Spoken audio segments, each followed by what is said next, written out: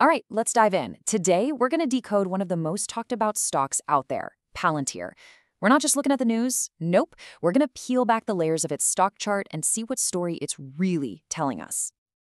So what's the story here? A stock chart is so much more than just a bunch of lines. It's basically a battlefield, a record of human emotion, all that fear and greed, the bulls versus the bears. Our mission today is to unpack that whole narrative for Palantir, to really get a grip on the powerful forces that are duking it out right now. Okay, so here's how we're going to crack this thing open. First, we'll zoom out and look at the big picture. Then, we'll zoom in on the real drama, the price and volume action. After that, we'll get into the nitty-gritty of the technical signals, map out the battlefield, and wrap up by looking at 3 possible futures for the stock. Sound good? Let's jump in. All right, first things first, what's the big picture? Before we dive deep, we gotta get our bearings.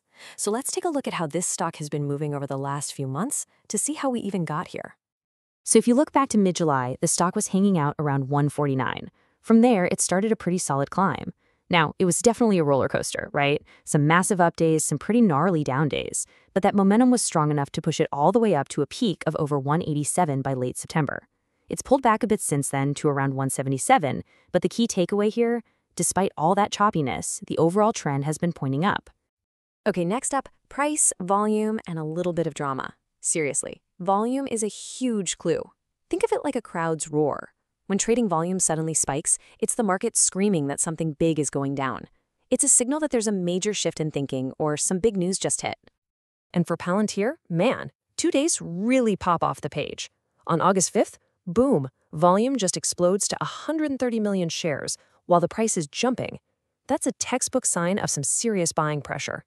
But then, just a couple weeks later on August 20th, volume hits a mind-boggling 220 million shares. But this time, the price is dropping hard. That tells you a massive battle was raging.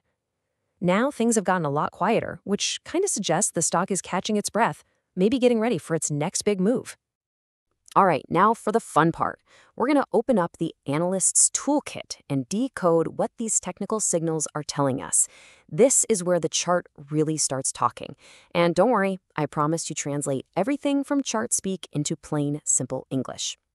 First tool out of the box, moving averages. And here's a super simple way to think about them.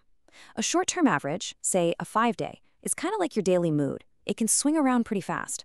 But a long-term average, like the 200-day, that's more like your core personality, way more stable. They basically help us cut through all the daily noise and see the real trend. And check this out, because this is where it gets really interesting. We've got a classic tug-of-war happening. In the short term, things are looking a little bearish. The price has dipped below its recent average. But when you zoom out to the long term, the signal is screaming bullish. The price is way, way above its 200-day average.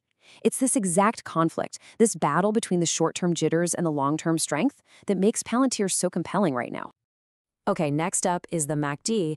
You can just think of it as a momentum meter for the stock.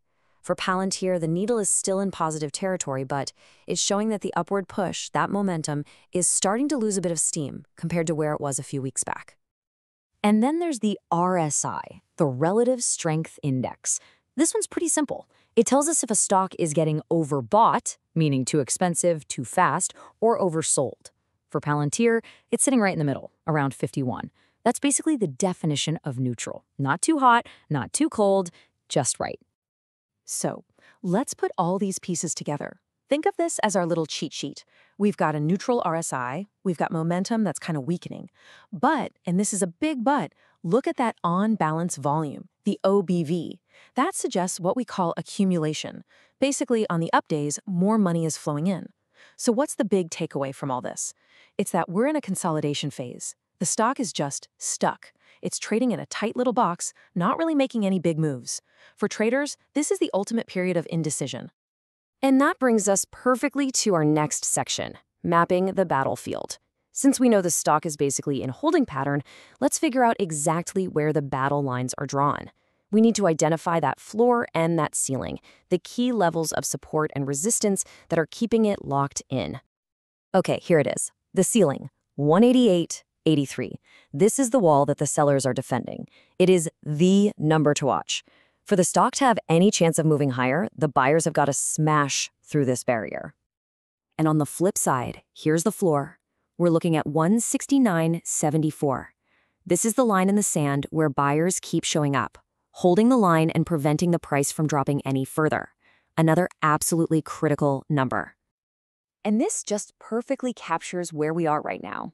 The price is literally stuck, bouncing between that floor and that ceiling. You can think of it like a coiled spring. The stock is just building up energy, and the longer it stays trapped in this range, the more explosive the move is likely to be when it finally breaks out. So, the big question is, what happens next? We've crunched the data, we've mapped the battlefield, now it's time for the main event. Let's put it all together and look at three very different, very possible futures for Palantir.